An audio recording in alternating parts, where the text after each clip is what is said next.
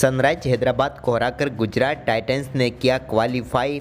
बेहद ही शानदार मुकाबले में गुजरात ने 34 रनों से जीता मुकाबला। नमस्कार दोस्तों, स्वागत है आपका एक बार फिर हमारे चैनल में।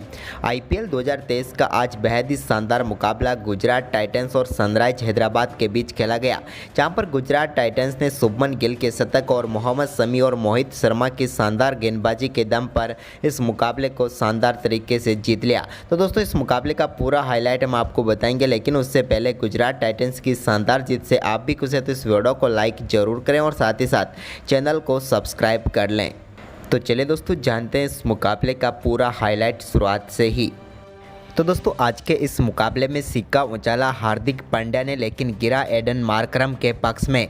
मार्करम ने टॉस जीतकर पहले गेंदबाजी का फैसला किया और बल्लेबाजी के लिए आमंत्रित किया गुजरात टाइटंस की टीम को।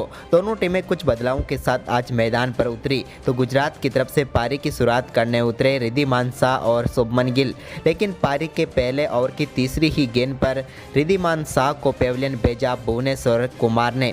भुवी की एक शानदार गेंद पर रिद्धिमान शाह अभिषेक शर्मा को स्लिप में कैच थमा बैठे और 3 गेंदों पर 0 पर ही आउट हो गए।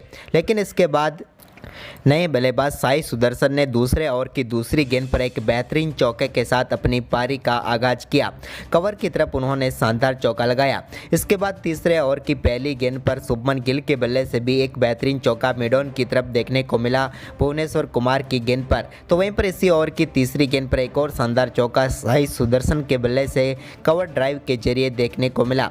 तो वहीं पर इसके बाद दोस्तों शानदार बल्लेबाजी करते हुए चौथे ओवर की तीसरी गेंद पर एक और चौका फजल हक फारूकी की गेंद पर शुभमन गिल के बल्ले से देखने को मिला। तो वहीं पर इसी ओवर की चौथी गेंद पर भी उन्होंने मिड विकेट की तरफ एक बेहतरीन शॉट खेला और एक और शानदार चौका लगाया। जबकि दोस्तों इसी ओवर की पांचवी गेंद पर भी उनके बल्ले से शानदार चौका देखने को मिला। इस बार उन्होंने इस चौके को लगाकर इस ओवर की लगातार तीसरा चौका लगाया। जबकि दोस्तों ओवर की आखिरी गेंद पर भी उनके बल्ले से एक और शानदार चौका देखने को मिला।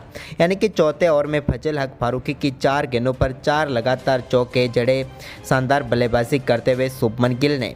तो वहीं पर इसके बाद दोस्तों छठे ओवर की दूसरी गेंद पर साई सुदर्शन ने टी नटराजन की गेंद पर एक बेहतरीन चौका एक्स्ट्रा कवर की तरफ लगाया। तो वहीं पर इसी ओवर की पांचवी गेंद पर भी शानदार बल्लेबाजी करते हुए शुभमन गिल ने एक और शानदार चौका जड़ दिया। यानी कि दोस्तों इस ओवर में भी शानदार तरीके से 2 बेहतरीन चौके देखने को मिले। वहीं पर इसके बाद दोस्तों 8वें ओवर की पहली गेंद पर शुभमन गिल ने एक और शानदार चौका लगाया मार्कंडे की गेंद पर और 22 गेंदों पर ही अपना अर्धशतक पूरा कर लिया। कमाल की बल्लेबाजी करते हुए इन्होंने मात्र 22 गेंदों पर ही अपने बेहतरीन अर्धशतक तक पहुंचे। इसके बाद दोनों बल्लेबाजों के बीच शानदार तरीके से 10वें ओवर तक 100 रनों की पार्टनरशिप पूरी हो गई, जिसमें 64 रनों का योगदान रहा शुभमन गिल का। तो वहीं पर इसके बाद दोस्तों यहाँ पर शानदार बल्लेबाजी करते हुए 11वें ओवर की तीसरी गेंद पर इस पारी का पहला छक्का साई सुदर्शन के बल्ले से देखने को मिला, जहां पर उन्होंने कमाल का शॉट खेलते हुए गेंद को 6 रनों के लिए भेजा। तो वहीं पर इसकी अगली ही गेंद पर उन्होंने एक और शानदार चौका जड़ा। जबकि दोस्तों इसके बाद शानदार बल्लेबाजी करते हुए 12वें ओवर की तीसरी गेंद पर शुभमन गिल के बल्ले से भी पहला छक्का डीप स्क्वायर की तरफ देखने को मिला, जहां पर अभिषेक शर्मा की गेंद पर छक्का लगाया। तो वहीं पर इसी ओवर की 5वीं गेंद पर भी एक और शानदार चौका देखने को मिला। इसके बाद दोस्तों यहाँ पर शानदार बल्लेबाजी कर रहे थे शुभमन गिल, जब उन्होंने 14वें ओवर की चौथी गेंद पर भी एक शानदार चौका एक्स्ट्रा कवर की तरफ लगाया। वहीं पर इसके बाद दोस्तों 15वें ओवर की पहली गेंद पर मार्को एंसन की गेंद पर बड़ा शॉट खेलना चाहते थे, लेकिन इस बार यहां पर साई सुदर्शन टी नटराजन को कैच थमा बैठे और 36 गेंदों पर 47 रनों की पारी खेलकर वो आउट हुए। तो वहीं पर इसके बाद दोस्तों हार्दिक पांड्या आए तो उन्होंने 15वें ओवर की 5वीं गेंद पर एक शानदार चौका लगाया मार्को एंसन की गेंद पर, लेकिन इसके बाद 16वें ओवर की दूसरी गेंद पर उनको चलता किया भुवनेश्वर कुमार ने। भुवी की एक शानदार गेंद पर हार्दिक पांड्या राहुल त्रिपाठी को कैच थमा बैठे और 6 गेंदों पर सिर्फ 8 रन बनाकर पेविलियन लौटे।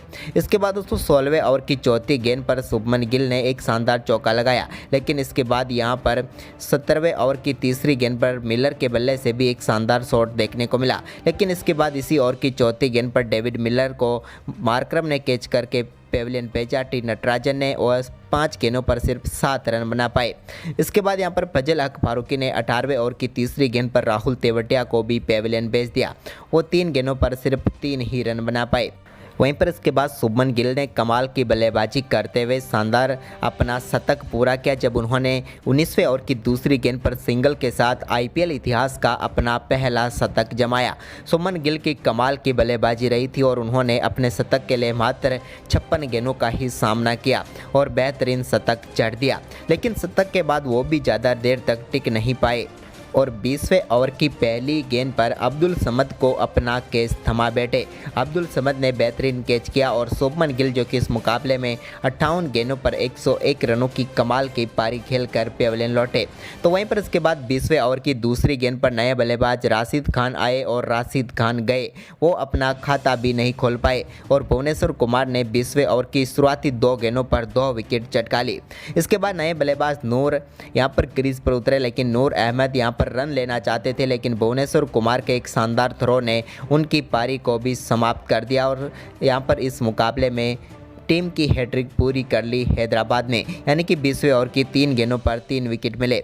इसके बाद ओवर की 5वीं गेंद पर भी मोहम्मद शमी के रूप में एक और सफलता मिली। यहाँ पर मोहम्मद शमी 0 पर ही आउट हुए और 5वीं सफलता प्राप्त की भुवनेश्वर कुमार ने और अपना पंजा खोल दिया। और इसके बाद यहाँ पर दोस्तों गुजरात की टीम एक समय जो कि बड़ा स्कोर बनाती हुई दिख रही थी, लेकिन वो 188 रनों पर सिमट गई और 189 रनों का लक्ष्य रखा हैदराबाद के सामने। वहीं पर दोस्तों हैदराबाद की तरफ से पारी की शुरुआत करने उतरे अनमोलप्रीत सिंह और अभिषेक शर्मा।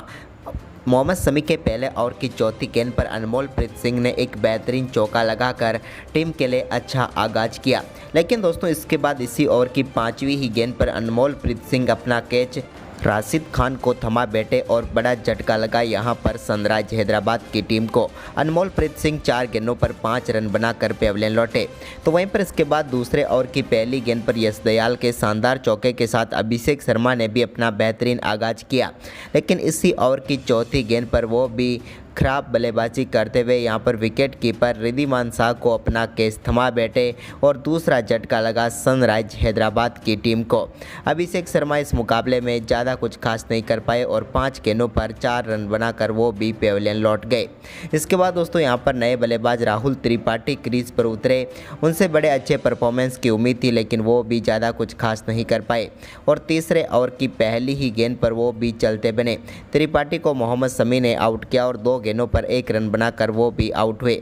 इसके बाद एडन मार्करम के बल्ले से एक बेहतरीन चौका देखने को मिला जब उन्होंने चौथे ओवर की 5वीं गेंद पर शानदार चौका लगाया, लेकिन इसके बाद दोस्तों यहाँ पर मोहम्मद शमी ने एक बार फिर घातक गेंदबाजी करते हुए 5वें ओवर की दूसरी गेंद पर शानदार यहाँ पर कैच पकड़ा दसुन सनका ने और पेविलियन भेजा मोहम्मद शमी ने एडन मार्करम को।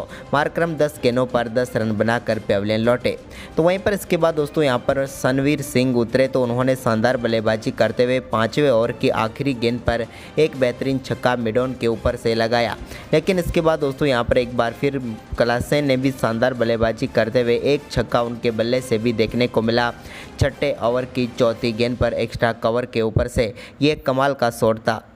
इसके बाद दोस्तों 7वां ओवर डालने आए मोहित शर्मा की पहली गेंद पर बड़ा शॉट खेलना चाहते थे सनवीर सिंह, लेकिन यहां पर साई सुदर्शन ने उनका कैच पकड़ लिया और उनको भी पेविलियन भेज दिया। इसके बाद दोस्तों अब्दुल समद से इस टीम को काफ़ी ज़्यादा उम्मीदें थी और उन्होंने 7वें ओवर की तीसरी गेंद पर एक शानदार चौका लगाकर बताया कि वो अच्छी फॉर्म में है, लेकिन इसके बाद यहां पर 7वें ओवर की चौथी गेंद पर वो अपना कैच थमा बैठे शिवम मावी को और मोहित शर्मा ने एक और सफलता प्राप्त करते हुए यहां पर पेविलियन भेजा अब्दुल समद को। अब्दुल इस मुकाबले में 3 गेंदों पर 4 रन बनाकर पेविलियन लौटे। इसके बाद दोस्तों यहाँ पर मार्को येंसन क्रीज पर उतरे, लेकिन वो भी 9वें ओवर की आखिरी गेंद पर मोहित शर्मा का शिकार बने। हार्दिक ने बेहतरीन कैच पकड़ा और वह 6 गेंदों पर 3 रन बनाकर चलते बने और यहां पर पूरी की पूरी तरह से अब मुकाबला गुजरात टाइटंस की पकड़ में आ चुका था। लेकिन इसके बाद दोस्तों यहां पर शानदार बल्लेबाजी करते हुए 11वें ओवर की पहली गेंद पर नूर अहमद के शानदार छक्का हेनरी क्लासेन के बल्ले से देखने को मिला। तो वहीं पर इसी ओवर की दूसरी गेंद पर भी उनके बल्ले से एक और शानदार चौका देखने को मिला। इसके बाद दोस्तों यहाँ पर शानदार बल्लेबाजी करते हुए 13वें ओवर की पहली गेंद पर नूर अहमद के एक बार फिर शानदार छक्का क्लासेन के बल्ले से देखने को मिला। इसके बाद दोस्तों भुवनेश्वर कुमार के साथ मिलकर कलासेन ने एक बेहतरीन अर्धशतकीय साझेदारी भी पूरी की और एक समय टीम यहां पर मझदार में फंसी हुई थी, जिसको काफ़ी शानदार स्कोर तक भी पहुंचाया और इसी भी शानदार बल्लेबाजी करते हुए उन्होंने अपना बेहतरीन अर्धशतक भी पूरा किया।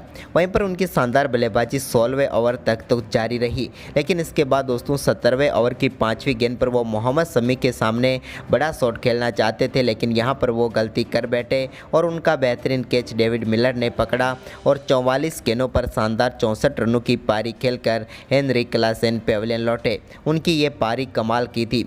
इसके बाद जरूर मयंक मार्कंडे के बल्ले से एक दो अच्छे शॉट देखने को मिले, लेकिन यहाँ पर पूरी की पूरी हैदराबाद की टीम 20 ओवर में 154 रन ही बना पाई और इस मुकाबले में 34 रन पीछे रह गई और गुजरात टाइटंस ने शानदार जीत दर्ज करते हुए प्लेऑफ में अपनी जगह पक्की कर ली। तो दोस्तों गुजरात की जीत आपको कैसी लगी, आप हमें अपनी राय कमेंट बॉक्स में ज़रूर दें और साथ ही इस वीडियो को ज़्यादा से ज़्यादा शेयर करें। धन्यवाद।